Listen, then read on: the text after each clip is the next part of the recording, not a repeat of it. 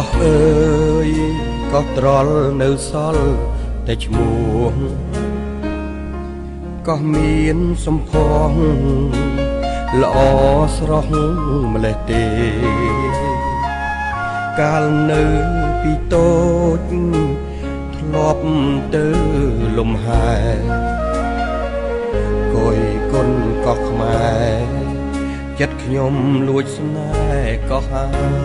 យឥឡូវបានត្រឹមមើលពីចម្ងាយដួងចិត្តខ្វល់ខ្វាយ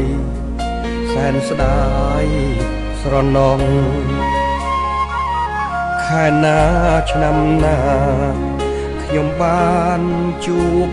កោះទើបអ្នកវិលមករួមសុខលើដីខ្មែរវិញកោះអើយកងត្រល់អ្នកយំរាល់ថ្ងៃអង្វរសុំក្តីមេត្តាសុំខ្មែរប្រុសស្រីផ្ដល់ក្តីមេត្តា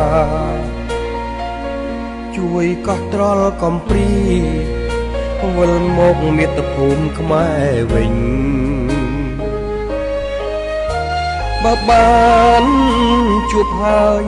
សន្យាលេងប្រត់ថែកង់កំសត់ទុកជូនកូនខ្មែរគ្រាន់បានទៅលេងកំសាន្តលំហែកោះត្រល់ដែនកោះខ្មែរស្រស់ល្អដូចគីលេ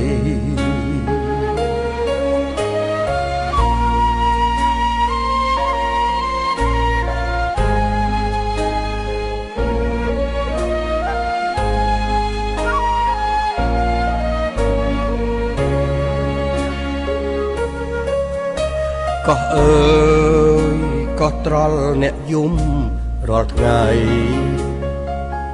អង្វរសុំក្តីមេត្តាសូមខ្មែរប្រុសស្រីផ្ដល់ក្តីមេត្តាជួយកោះត្រល់កំព្រីវិលមកមាតុភូមិខ្មែរវិញ